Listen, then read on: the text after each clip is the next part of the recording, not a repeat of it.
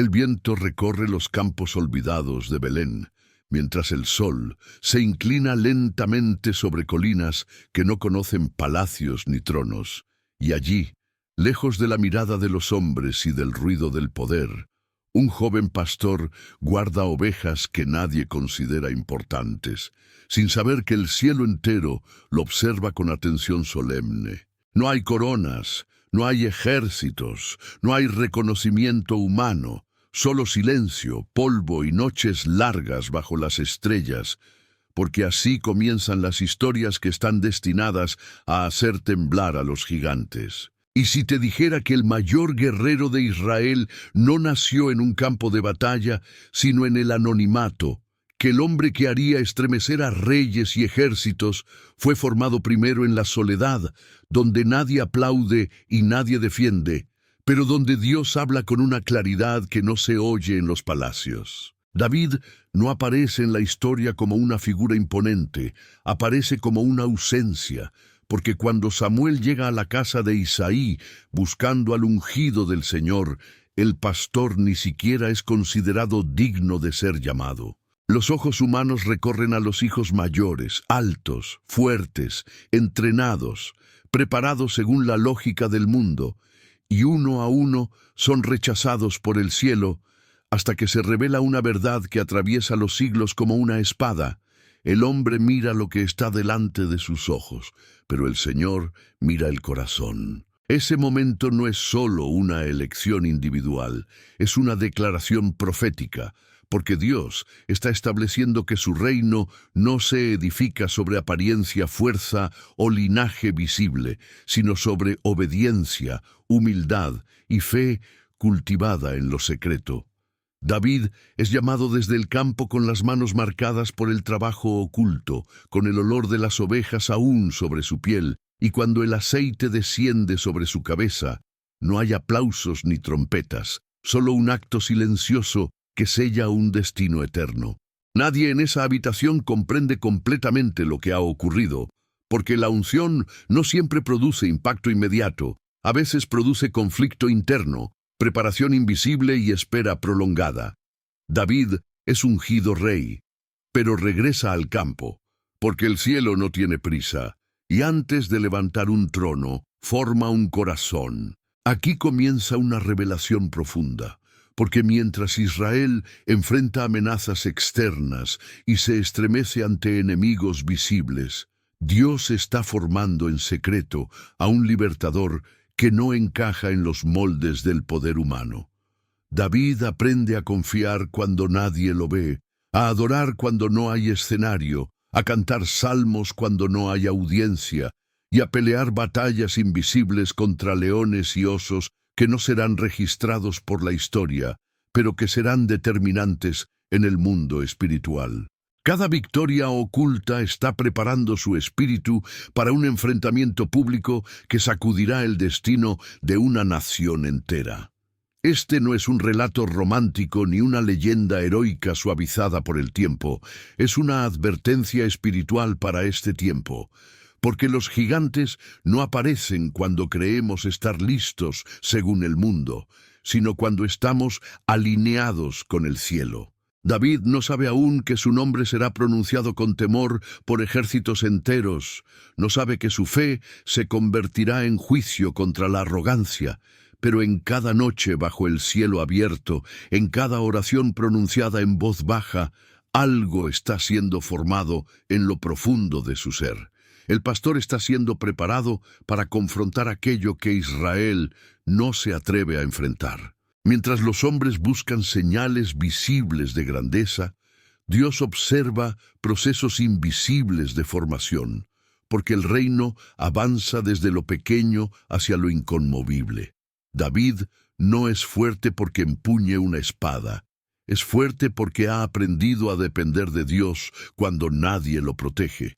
Y ese aprendizaje silencioso es lo que hará temblar a los gigantes cuando llegue el momento. El campo se convierte en escuela, la soledad en altar y el anonimato en preparación para la gloria. Mientras avanzamos en esta profecía viva, te invito a permanecer hasta el final, a dar like si este mensaje despierta algo en tu espíritu, a comentar qué parte de esta historia habla hoy a tu vida y a suscribirte al canal Pruebas Bíblicas. Porque lo que vamos a revelar no es solo la historia de David, es el patrón eterno de cómo Dios levanta instrumentos inesperados en tiempos de oscuridad. Lo que comenzó en silencio, pronto estremecerá el campo de batalla, porque cuando Dios unge en lo oculto, ningún gigante puede permanecer en pie cuando llega el día de la revelación. Bloque 2. Cuando el miedo gobierna a una nación. El escenario cambia, y lo que antes era silencio y pasto, ahora se transforma en un valle cargado de tensión, donde dos ejércitos se observan día tras día sin atreverse a avanzar, porque el verdadero campo de batalla no está en la tierra, sino en el corazón de Israel. Allí se levanta una figura que no solo desafía con fuerza física, sino con palabras diseñadas para quebrar el espíritu. Un gigante cuya voz resuena como trueno y cuya presencia se convierte en un altar de miedo ante el cual todo un pueblo se paraliza. Goliat no es solo un hombre de gran estatura, es la encarnación de la intimidación, del poder que se impone no solo por armas, sino por el terror que logra sembrar en la mente de quienes lo escuchan. Cada mañana y cada tarde, el gigante se presenta y lanza su desafío, y ese ritual constante va erosionando lentamente la fe de Israel, porque el miedo repetido se convierte en normalidad, y lo que al principio parecía insoportable termina siendo aceptado como inevitable. Nadie responde, nadie avanza, nadie se atreve, porque el temor ha hecho su trabajo, ha convencido a un pueblo entero de que la derrota es segura antes incluso de que la batalla comience. Aquí se revela una verdad profética inquietante, que los gigantes no necesitan atacar cuando logran gobernar la percepción, porque un corazón dominado por el miedo ya ha sido vencido. El ejército de Israel, que alguna vez cruzó el mar en seco y vio caer murallas imposibles, ahora tiembla ante un solo hombre, no porque Dios haya cambiado, sino porque la memoria espiritual se ha debilitado.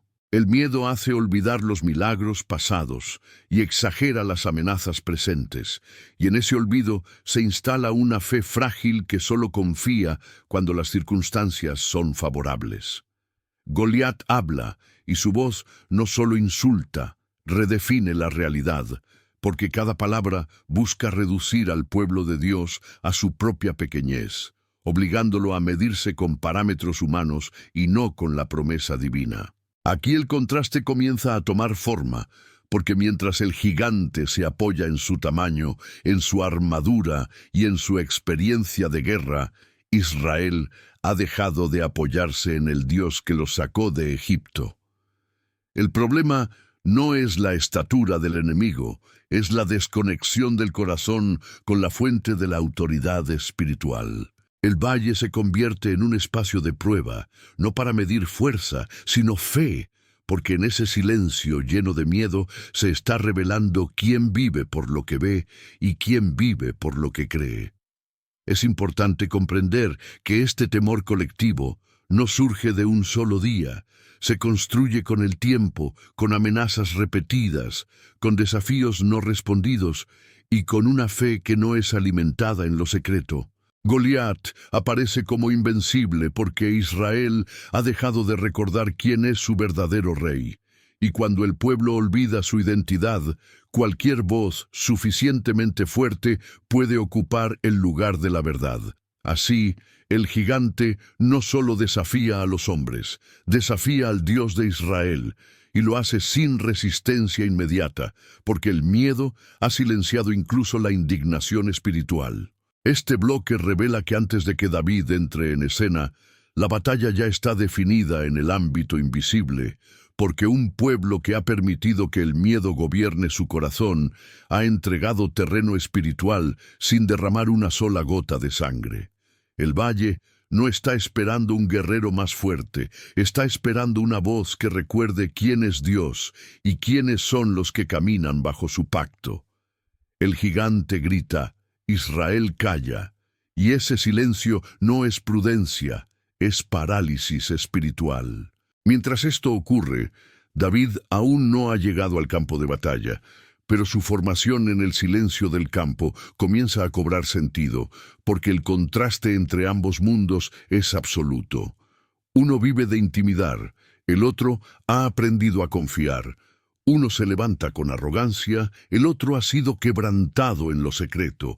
Uno domina con miedo, el otro será movido por fe. El valle está listo, el miedo ha hecho su obra, y ahora el cielo prepara la entrada de un pastor que no ha aprendido a temer la voz de los gigantes, porque ha aprendido primero a escuchar la voz de Dios. Bloque 3. La fe que no ha aprendido a temer.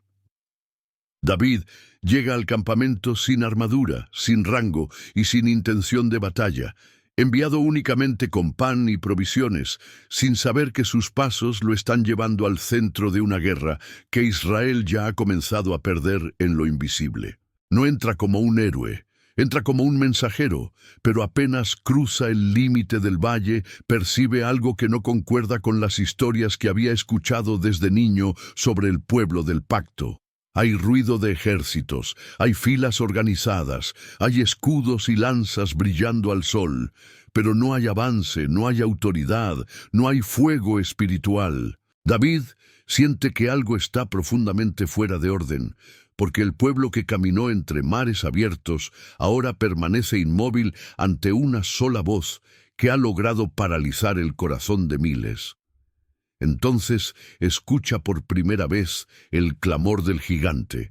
Una voz cargada de burla, arrogancia y desprecio. Una voz diseñada no solo para intimidar cuerpos, sino para quebrar identidades. Mientras los hombres de guerra bajan la mirada y retroceden un paso más, el espíritu de David se enciende, no con furia carnal ni con orgullo juvenil, sino con una indignación santa que nace de comprender que ese desafío no es solo contra hombres, sino contra el nombre del Dios viviente. En ese instante se revela una diferencia profunda, porque David no escucha la voz del gigante como una amenaza, la escucha como una blasfemia, y esa percepción cambia por completo su respuesta. David pregunta en voz alta quién es este incircunciso para desafiar a los ejércitos del Dios vivo, y esa pregunta cae en el valle como una sentencia que desnuda la realidad espiritual del campamento. No es una pregunta de ignorancia, es una confrontación, porque al pronunciarla David está recordando algo que Israel ha olvidado, que no son solo un ejército, son un pueblo bajo pacto. Y ese pacto establece una autoridad que ningún gigante puede anular. Mientras los soldados se miden con el tamaño del enemigo, David mide la situación con la fidelidad de Dios, y esa diferencia de enfoque revela por qué unos tiemblan y otro avanza. Las palabras de David no son recibidas con celebración, sino con rechazo, porque la fe auténtica incomoda cuando expone la pasividad espiritual. Sus propios hermanos lo acusan de arrogancia, cuestionan sus intenciones y minimizan su presencia, como si el problema fuera su actitud y no el miedo que gobierna al campamento. Este momento es clave, porque revela que antes de enfrentar gigantes externos, el siervo de Dios suele enfrentar resistencia interna, incluso de aquellos que deberían comprenderlo mejor. David no se defiende, no discute, no se justifica, porque su seguridad no proviene de la aprobación humana, sino de una convicción profunda formada en lo secreto. Aquí se manifiesta una verdad profética que atraviesa generaciones, que la fe que hace temblar a los gigantes no se aprende en escenarios públicos, se forja en la intimidad con Dios cuando nadie observa y nadie valida. David no ha aprendido a temer la voz del gigante porque ha aprendido primero a reconocer la voz del Señor en noches silenciosas, en campos solitarios, en momentos donde solo la fidelidad sostenía su corazón. Esa relación ha moldeado su percepción de la realidad, porque para él el tamaño del enemigo no define el resultado, lo define la presencia de Dios en el pacto. David recuerda en su interior las batallas ocultas, el león que tomó una oveja, el oso que amenazó el rebaño, y esos recuerdos no son memorias de valentía personal, sino testimonios vivos de la intervención divina. Nadie aplaudió esas victorias, nadie las registró, pero fueron allí donde su fe se volvió inquebrantable, porque aprendió que el mismo Dios que lo libró cuando nadie miraba, no cambiará cuando todos observen. Esta memoria espiritual se convierte en su arma más poderosa, porque el miedo se alimenta del olvido, pero la fe se fortalece al recordar lo que Dios ya ha hecho. El valle comienza a transformarse lentamente, no porque el gigante haya retrocedido, sino porque ha aparecido alguien que se niega a aceptar la intimidación como destino. David no niega la realidad del enemigo, pero se rehúsa a concederle autoridad espiritual. Para él, el gigante no es invencible, es solo un hombre sin pacto, y esa comprensión redefine completamente el campo de batalla. El pastor que cuidaba ovejas ahora se levanta como guardián del honor del nombre de Dios, y ese cambio de enfoque altera el equilibrio espiritual del valle. Este bloque marca una ruptura profunda, porque por primera vez el miedo colectivo encuentra resistencia, y la fe comienza a levantar su voz en medio del silencio paralizante. El gigante sigue gritando, pero ya no gobierna sin oposición, porque ha surgido un corazón que no ha aprendido a temer la intimidación humana, ya que ha aprendido a confiar plenamente en un Dios que nunca ha perdido una batalla. Antes de que una piedra sea lanzada, antes de que la historia alcance su clímax visible, la verdadera victoria ya ha comenzado, la victoria de una fe formada en lo secreto, capaz de hacer temblar a los gigantes cuando llega el día de la confrontación. Bloque 4. La armadura que no fue diseñada por Dios. Cuando la voz de David comienza a resonar en medio del campamento, no pasa mucho tiempo antes de que llegue a los oídos del rey, porque la fe auténtica siempre llama la atención, aun cuando incomoda. Saúl manda a traer al joven pastor no movido por esperanza, sino por desesperación, porque un reino gobernado por el miedo se aferra a cualquier posibilidad, incluso a aquello que no comprende. David entra en la tienda real sin reverencia temerosa, sin cálculo político, con la sencillez de quien no viene a negociar su fe, sino a declarar una verdad que arde en su espíritu, que el gigante no prevalecerá, porque el Dios de Israel no ha sido derrotado. Saúl escucha pero no entiende, porque su mirada ha sido moldeada por la lógica del sistema humano. Un sistema que mide capacidad por experiencia militar, autoridad por apariencia y seguridad por protección externa. El rey ve a David y solo percibe juventud, fragilidad y riesgo, no porque David carezca de fe, sino porque Saúl ha perdido la capacidad de discernirla. Aquí se revela un contraste profético profundo, porque mientras el pastor habla desde la certeza del pacto, el rey responde desde el temor de perder lo poco que aún controla. Saúl intenta proteger a David, pero en realidad intenta proteger su propia lógica, incapaz de concebir una victoria que no dependa de armaduras y espadas. Entonces ocurre un momento cargado de simbolismo espiritual, cuando Saúl viste a David con su propia armadura, colocándole un casco que no le pertenece y una coraza que no fue forjada para su llamado. Este acto no es solo práctico, es profético, porque representa el intento constante del sistema humano de encajar la fe dentro de estructuras que no nacieron del cielo. La armadura de Saúl es pesada, rígida, diseñada para otro cuerpo y para otra forma de guerra. Y David apenas puede moverse, porque aquello que nunca fue parte de su formación ahora se convierte en un obstáculo.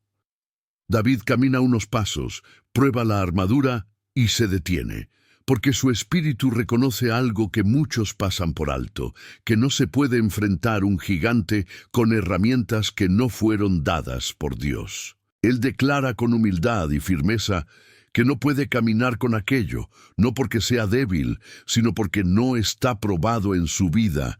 Y esa declaración es una revelación poderosa, porque expone que la verdadera autoridad no proviene de imitar modelos ajenos, sino de permanecer fiel a la formación que Dios ha realizado en lo secreto. David no desprecia la armadura por rebeldía, la rechaza por discernimiento. Este momento revela una verdad eterna, que el reino de Dios no avanza copiando sistemas humanos, sino obedeciendo instrucciones divinas. Saúl representa un liderazgo que comenzó en el espíritu, pero terminó confiando en lo visible, mientras David representa una fe que aún no ha sido contaminada por el miedo institucional. La armadura cae, y con ella cae también la ilusión de que la victoria vendrá por medios convencionales. El pastor queda nuevamente expuesto, vulnerable ante los ojos humanos, pero alineado con el cielo. David sale de la tienda del rey no más protegido, sino más ligero, porque ha elegido confiar en aquello que conoce, en la fidelidad de Dios que lo guardó frente a leones y osos. No lleva espada ni escudo, pero lleva una certeza inquebrantable que el Señor que lo libró en lo secreto no lo abandonará en lo público. Este rechazo a la armadura no es imprudencia, es coherencia espiritual, porque David comprende que su batalla no es contra carne y sangre, sino contra una intimidación que debe ser confrontada desde la fe y no desde la imitación. Aquí el contraste se vuelve aún más claro, porque mientras el sistema intenta vestir la fe con estructuras que la limitan, Dios prepara a su siervo para avanzar con libertad. David no necesita parecer un guerrero para vencer como uno, porque su autoridad no depende de cómo se ve, sino de a quién representa. El valle observa, el gigante espera, y el cielo guarda silencio, porque todo está listo para que se revele que la victoria del reino no nace de la armadura del hombre, sino de la obediencia de un corazón alineado con Dios. Bloque 5. 5 piedras y una fe probada. David desciende hacia el arroyo con pasos firmes y silenciosos, no como quien improvisa en medio del caos, sino como quien reconoce un terreno familiar donde Dios ya ha obrado antes, porque el sonido del agua golpeando las piedras le recuerda el proceso invisible que ha moldeado su vida. No corre, no se apresura, porque la fe que ha sido formada en lo secreto no necesita urgencia para afirmarse. Se inclina, observa, discierne y toma en su mano 5 piedras lisas pulidas por el tiempo y por la constancia del agua. No por casualidad, sino porque entiende que lo que Dios usa no suele ser abrupto, sino trabajado pacientemente en procesos que nadie aplaude. Cada piedra es fría, real, sencilla, como las noches solitarias en las que David aprendió a depender del Señor cuando no había testigos ni reconocimiento. Las 5 piedras no son amuletos ni símbolos supersticiosos, son expresión de una fe probada. Porque David no confía en el número, confía en el Dios que lo ha acompañado en cada etapa del camino.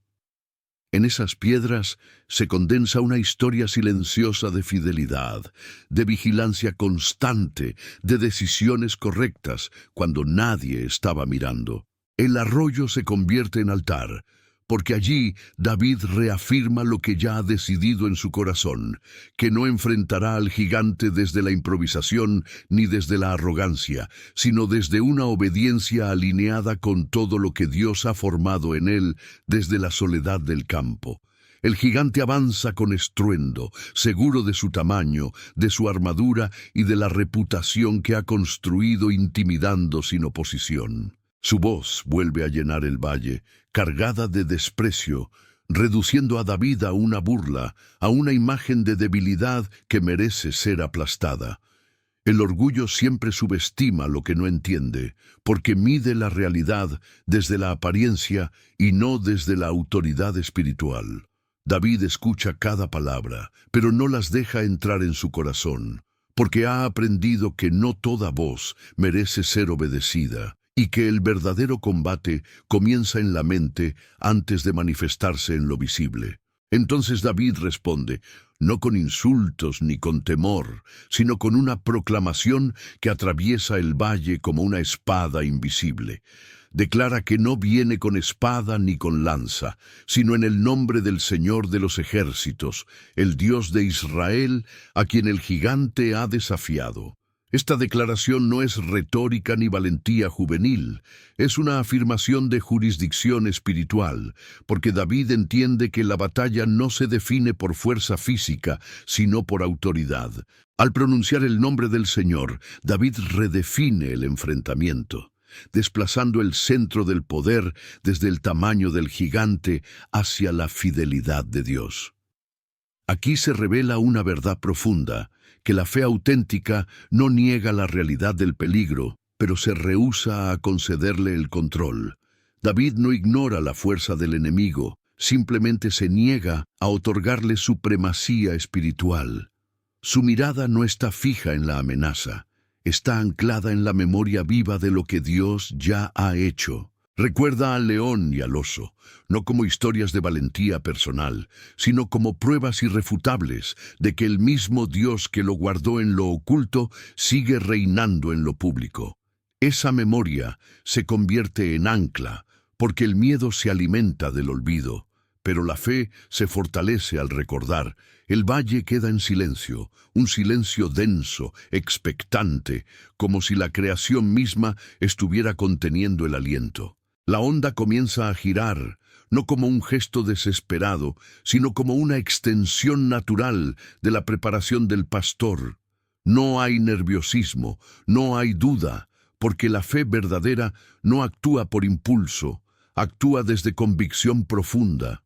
En ese instante se enfrentan dos reinos, el de la fuerza humana que gobierna por intimidación y el del reino de Dios que se manifiesta a través de la obediencia confiada. La piedra sale disparada, guiada no solo por la mano de David, sino por una autoridad invisible que ha sido forjada durante años de fidelidad silenciosa.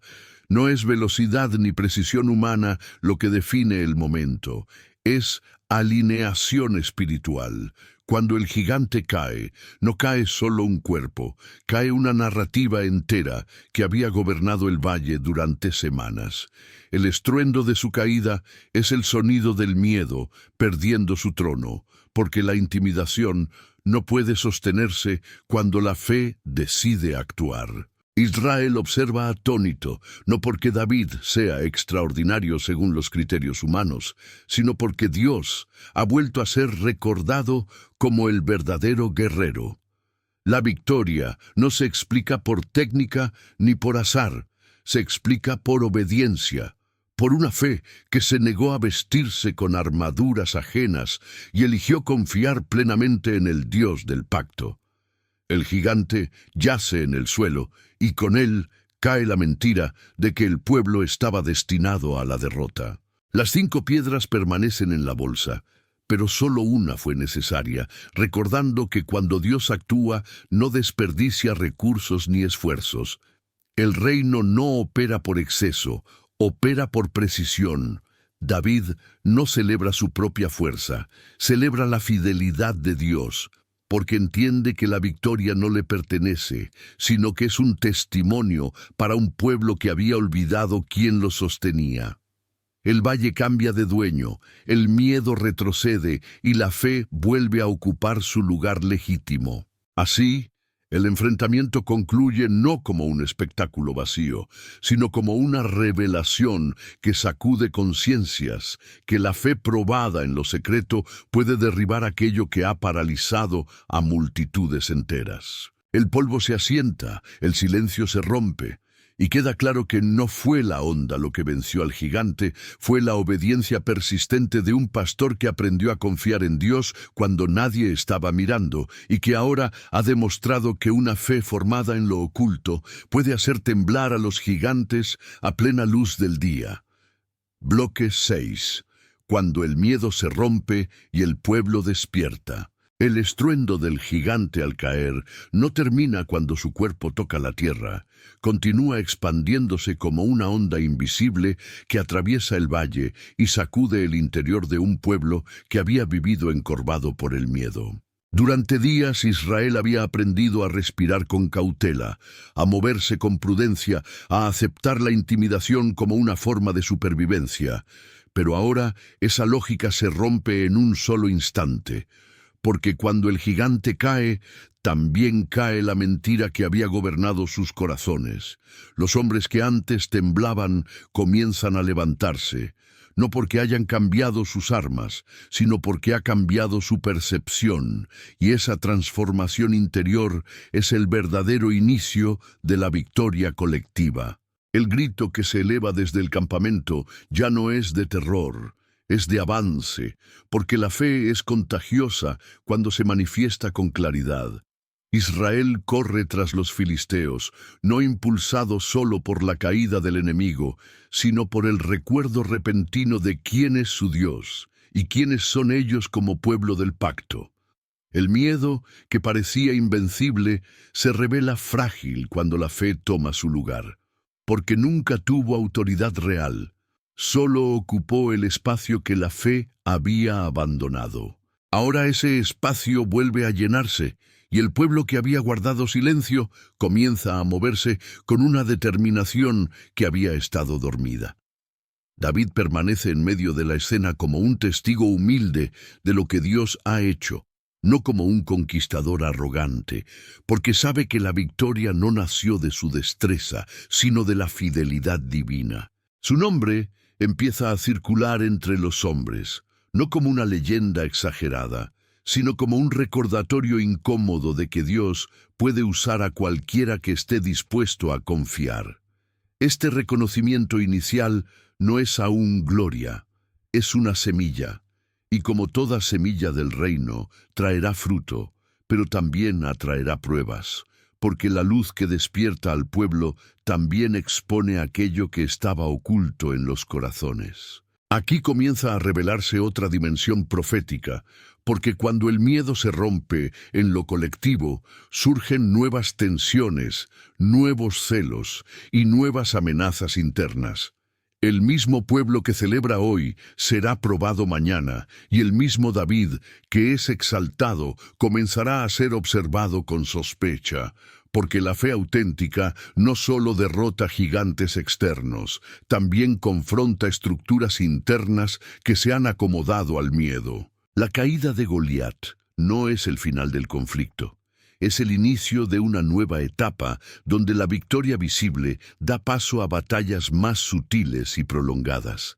El despertar del pueblo revela que una sola obediencia puede cambiar el destino de muchos, porque David no peleó solo por sí mismo, peleó por la memoria espiritual de una nación. Al ver caer al gigante, Israel recuerda historias antiguas, promesas olvidadas, palabras que habían sido sepultadas bajo años de temor, y ese recuerdo actúa como una resurrección colectiva. El pueblo vuelve a creer, no en sí mismo, sino en el Dios que actúa cuando encuentra un corazón dispuesto. Sin embargo, este despertar no es cómodo para todos, porque el miedo, cuando pierde su dominio, deja al descubierto liderazgos frágiles y sistemas construidos sobre la inseguridad. La victoria de David no solo trae alivio, también trae confrontación, porque revela que el problema nunca fue la fuerza del enemigo, sino la falta de fe del pueblo y de sus dirigentes. Esta revelación prepara el camino para conflictos futuros, porque no todos están dispuestos a vivir bajo una fe renovada cuando han aprendido a gobernar desde el temor. Así, el valle que fue escenario de humillación se convierte en un punto de inflexión histórico, donde Israel no solo derrota a un enemigo externo, sino que recupera algo mucho más valioso, su identidad espiritual. El miedo ha sido expulsado, la fe ha sido restaurada, y aunque el camino que sigue estará lleno de pruebas, persecuciones y traiciones, nada podrá borrar el hecho de que en ese día un pastor recordó a un pueblo entero que Dios sigue siendo el mismo. La historia avanza, la victoria resuena y David da su primer paso visible hacia un destino que no solo traerá gloria, sino también un precio que deberá ser pagado con obediencia constante y confianza inquebrantable en el Señor. Bloque 7. Cuando la gloria despierta la persecución. La victoria que libera a un pueblo no siempre libera a quien Dios usó para traerla, porque cuando el miedo se rompe y la fe se levanta, también despiertan celos, inseguridades y sombras que estaban dormidas en los corazones. David regresa del valle no solo como pastor, sino como una señal viva de que Dios ha intervenido.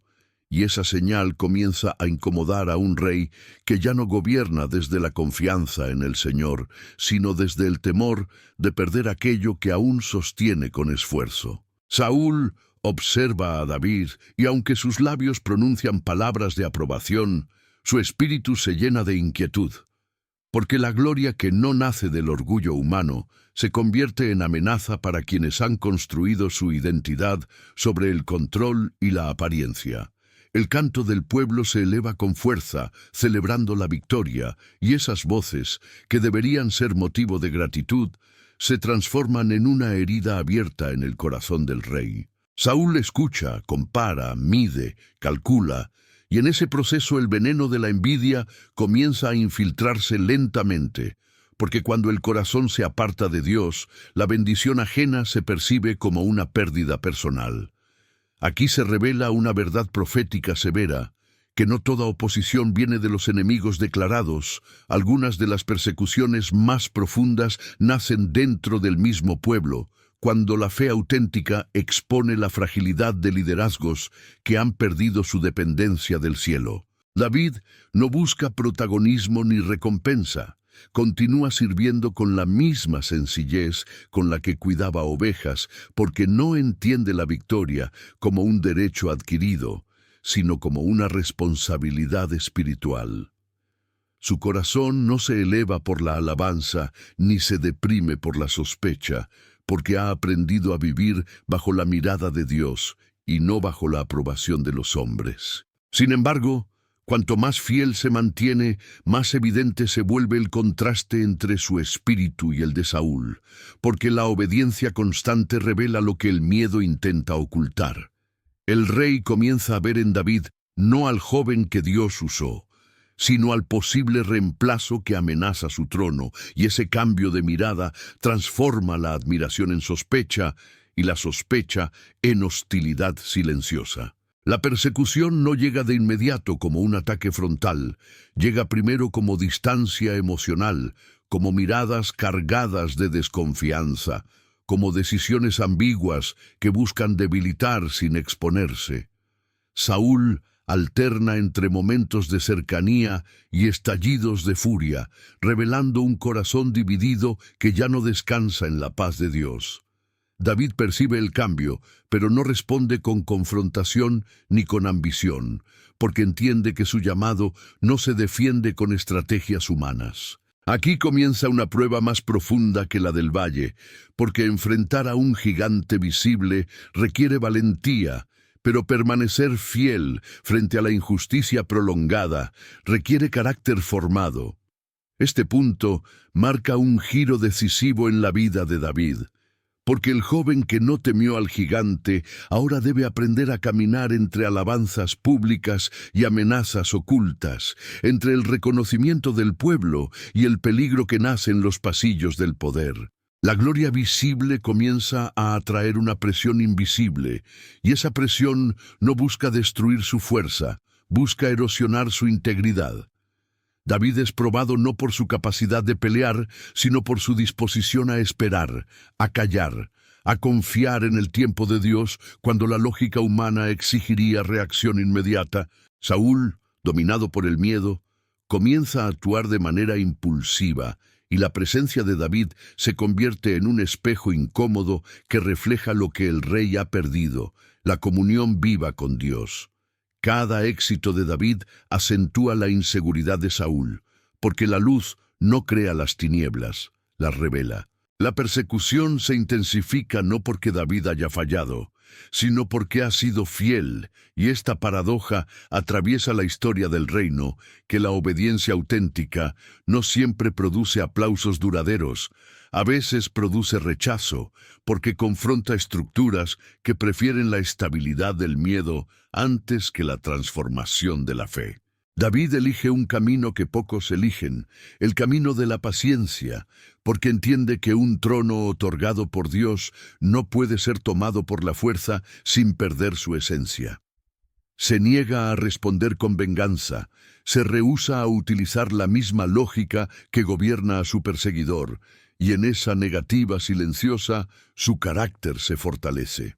El mismo joven que corrió hacia el gigante ahora aprende a huir cuando es necesario, no por cobardía, sino por discernimiento, porque sabe que no toda retirada es derrota, y que a veces Dios forma a sus siervos en cuevas y desiertos, tanto como en campos de batalla. Este bloque revela que la historia de David no es solo la historia de un triunfo espectacular, sino el inicio de una formación más exigente, donde la gloria visible da paso a una prueba prolongada del corazón. El gigante cayó en un día, pero la persecución se extenderá en el tiempo, y en ese tiempo David será refinado, no por el aplauso, sino por la injusticia soportada sin perder la fe. Así, el pastor que hizo temblar a los gigantes entra en una etapa donde deberá demostrar que la fe que lo llevó a enfrentar a Goliat también es capaz de sostenerlo cuando la amenaza proviene de aquellos que deberían protegerlo, preparando el camino para una revelación aún mayor del reino que Dios está construyendo en silencio. Bloque 8. Las cuevas donde Dios forja reyes. La persecución empuja a David lejos de los cantos y de las plazas, alejándolo de la visibilidad que muchos anhelan y conduciéndolo hacia lugares que nadie desea. Cuevas oscuras, desiertos silenciosos y caminos inciertos donde la vida pende de un hilo. El que fue celebrado por la multitud ahora es considerado una amenaza, y el que liberó a Israel debe huir para salvar su vida, no porque Dios haya fallado, sino porque el proceso apenas ha comenzado. Aquí se revela una verdad profunda del reino, que Dios no forma reyes en los aplausos, los forma en el anonimato doloroso, donde cada día se aprende a depender no de la espada, sino de la fidelidad divina. En las cuevas, David no pierde la fe, pero la fe cambia de forma, porque ya no se expresa en un acto heroico frente a todos, sino en la resistencia diaria frente al cansancio, al miedo y a la incertidumbre. La cueva se convierte en escuela, y el silencio se transforma en maestro, porque allí David aprende a escuchar a Dios sin señales espectaculares, a orar cuando el futuro parece cerrado y a confiar cuando no hay promesas visibles que lo sostengan. Cada noche en la oscuridad refina su carácter más que cualquier victoria pública, porque en ese espacio oculto se revela quién es el hombre cuando nadie lo ve. Alrededor de David comienzan a reunirse hombres quebrantados, endeudados y amargados de espíritu, no guerreros de élite ni líderes establecidos. Y esta reunión aparentemente caótica es en realidad una señal profética, porque Dios no solo está formando a un rey, está formando un reino. David no gobierna con dureza ni desprecio, gobierna con compasión, porque él mismo conoce la fragilidad del corazón humano. La cueva se convierte en un útero espiritual, donde un liderazgo diferente comienza a gestarse, no basado en el miedo ni en la imposición, sino en la confianza y la lealtad nacidas del sufrimiento compartido. Aquí ocurre una de las pruebas más profundas, porque David tiene oportunidades claras de tomar el trono por la fuerza, de acabar con Saúl y justificarlo como un acto necesario, pero decide no hacerlo. Frente a la posibilidad de venganza, elige el temor del Señor, y esa elección revela que su corazón ha sido verdaderamente transformado. David entiende que un llamado que viene de Dios no puede ser apresurado sin perder su esencia, y que tocar al ungido del Señor por ambición personal sería traicionar el mismo principio que lo llevó a enfrentar al gigante. En la cueva, David vence batallas más difíciles que la del valle, batallas contra el orgullo, la impaciencia y el deseo de control. La cueva también revela el costo de la obediencia, porque seguir a Dios no siempre trae alivio inmediato. A veces prolonga la prueba para purificar la motivación. David escribe salmos en medio del peligro, palabras que nacen no del triunfo, sino de la angustia, y esos salmos se convierten en testimonio eterno de que la adoración verdadera no depende de circunstancias favorables. El que confía en el Señor aprende a cantar incluso cuando el futuro es incierto, porque su esperanza ya no está anclada en el resultado, sino en la presencia de Dios que no abandona. Este bloque muestra que las cuevas no son castigo, son preparación, porque allí Dios elimina lo que no puede subir al trono.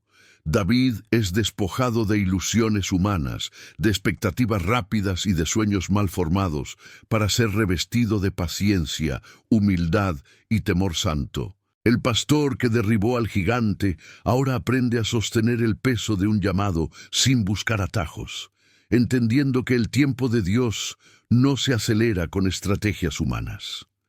Así, mientras Saúl persigue movido por el miedo, David es perseguido hacia su propósito, porque cada paso en la oscuridad lo acerca más al corazón de Dios. Las cuevas que parecían sepulcros se convierten en talleres de formación, y el hombre que fue probado en el anonimato vuelve a ser probado en la injusticia, preparado no solo para gobernar, sino para gobernar con un corazón conforme al de Dios. Aquí se sella una verdad eterna, que antes de levantar a alguien públicamente, Dios lo esconde profundamente, y que los gigantes visibles pueden caer en un día, pero los gigantes internos solo se vencen en procesos largos, donde la fe aprende a descansar completamente en el Señor. Bloque 9. El corazón conforme al de Dios. El tiempo continúa su marcha silenciosa, y aunque los caminos de David siguen marcados por huidas, pérdidas y noches inciertas, algo irreversible ha sido establecido en lo profundo de su ser.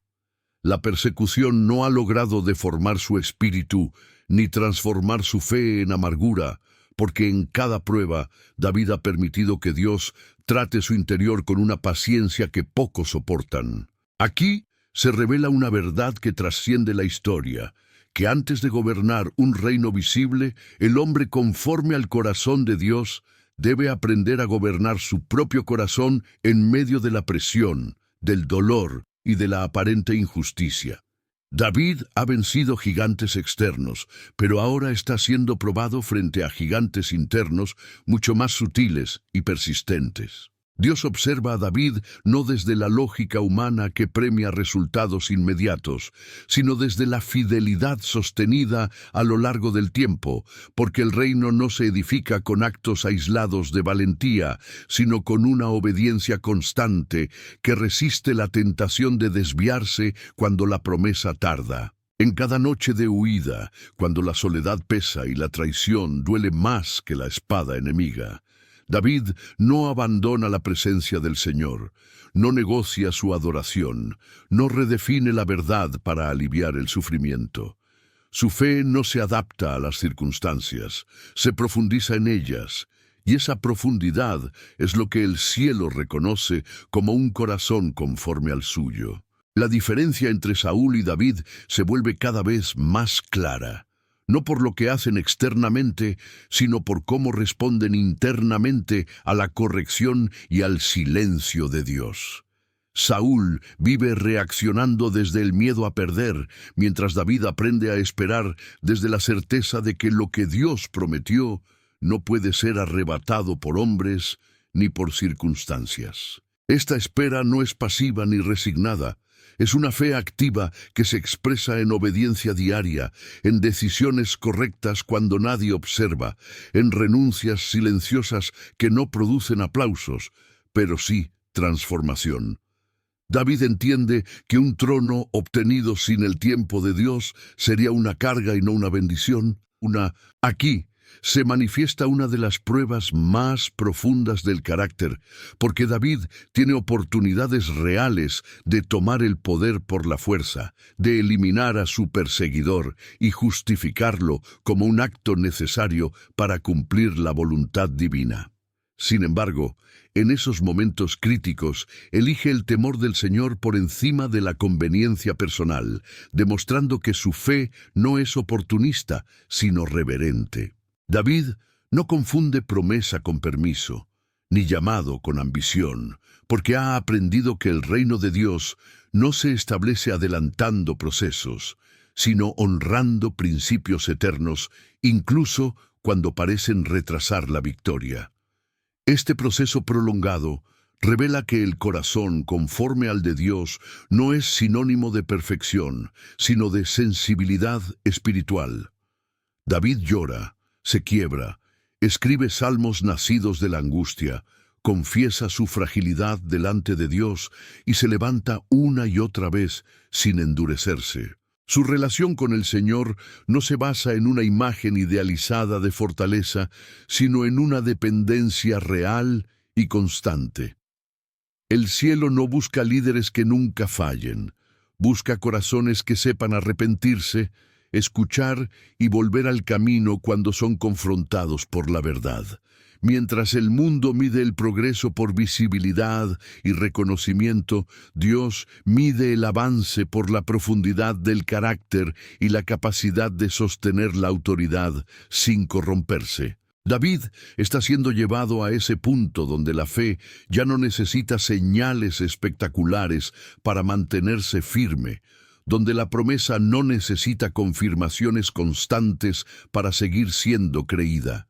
El pastor, que confió frente al gigante, ahora confía en medio del silencio, en la demora, en la aparente ausencia de respuestas inmediatas, porque su fe ha madurado hasta descansar plenamente en la fidelidad de Dios y no en la rapidez de los resultados. Este bloque prepara el clímax final de la historia, porque el corazón conforme al de Dios no se forma en el día de la coronación, se forma en los años invisibles donde nadie aplaude, donde la obediencia es costosa y la esperanza debe sostenerse sin garantías visibles.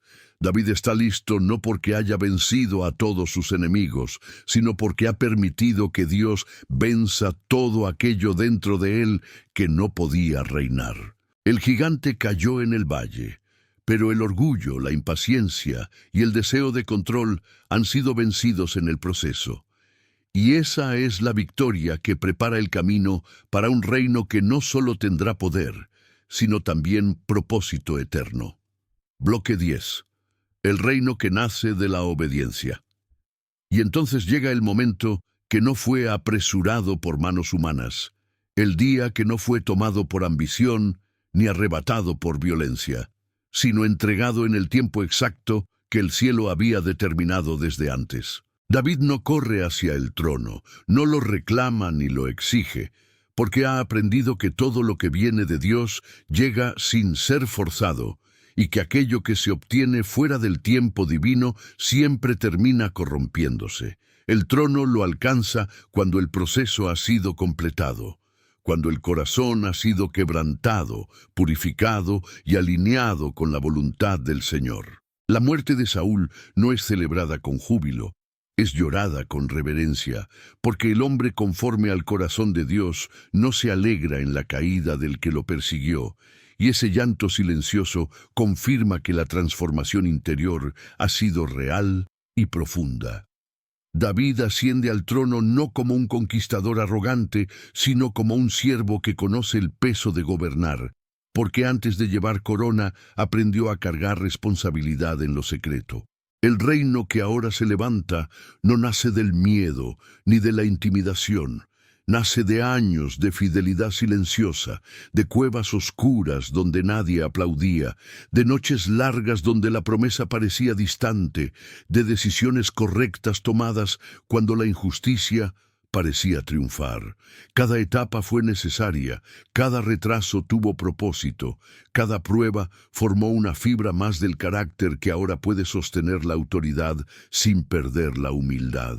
El trono no eleva a David por encima del pueblo, lo coloca bajo una responsabilidad mayor, porque gobernar conforme al corazón de Dios no significa imponer poder, sino administrar justicia, misericordia y temor santo. David no olvida el campo donde cuidó ovejas, no olvida el arroyo donde tomó las piedras, no olvida el valle donde un gigante cayó, ni las cuevas donde su fe fue refinada por el dolor. Cada recuerdo se convierte en una advertencia viva, recordándole que el reino no se sostiene por la fuerza del brazo, sino por la fidelidad del corazón. El rey que ha sido formado por Dios gobierna con memoria, porque sabe de dónde fue sacado y quién lo sostuvo cuando nadie más podía hacerlo. Aquí se revela el clímax profético de toda la historia, porque el reino de Dios no avanza levantando hombres perfectos, sino hombres transformados. David no es presentado como un rey sin fallas, sino como un rey con un corazón sensible, capaz de arrepentirse, de escuchar corrección y de volver a la presencia de Dios cuando se desvía. Esta sensibilidad es la marca del reino verdadero, porque el cielo no busca gobernantes que nunca caigan, busca corazones que no se endurezcan cuando la verdad los confronta. La obediencia que derribó al gigante ahora sostiene el trono, demostrando que la misma fe que vence batallas visibles es la que mantiene la integridad en el poder. El reinado de David se convierte en una señal profética que atraviesa generaciones, porque de su linaje nacerá el Rey eterno, aquel que no solo hará temblar gigantes humanos, sino que vencerá la raíz misma del pecado y de la muerte. El pastor que hizo temblar a los gigantes se transforma en sombra y anuncio de un reino mayor, un reino que no tendrá fin, donde la obediencia perfecta reemplazará definitivamente al miedo, donde la justicia será establecida para siempre y donde ninguna intimidación volverá a gobernar el corazón del pueblo de Dios. La historia de David apunta más allá de sí misma, porque revela el patrón eterno del cielo, primero formar el corazón, luego manifestar el reino. Este es el llamado final que resuena desde esta profecía, porque los gigantes no han desaparecido, solo han cambiado de forma.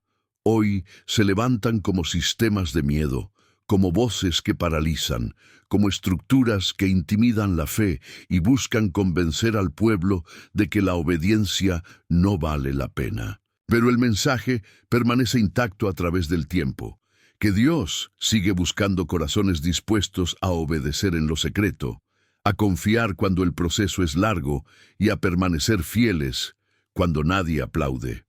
Los gigantes no caen por estrategias humanas, caen cuando un corazón decide alinearse completamente con el cielo. El reino sigue avanzando en medio de un mundo que tiembla, no a través de la arrogancia ni del poder impuesto, sino a través de hombres y mujeres que han sido formados en el anonimato, en la prueba y en la obediencia constante. La historia de David no es solo memoria antigua, es advertencia y esperanza para este tiempo, porque el mismo Dios que levantó a un pastor para hacer temblar a los gigantes sigue obrando de la misma manera hoy, derribando fortalezas cuando encuentra fe auténtica y corazones dispuestos a esperar su tiempo. Si crees en este mensaje, comparte la verdad, comenta abajo y suscríbete al canal para que más despierten antes de que sea tarde. Que esta profecía no termine como una historia escuchada, sino como una voz que despierte tu espíritu, porque el reino que nace de la obediencia sigue siendo más fuerte que cualquier gigante que se levante. Y el Dios que llamó a David sigue llamando hoy a quienes estén dispuestos a confiar, obedecer y caminar con Él hasta el final.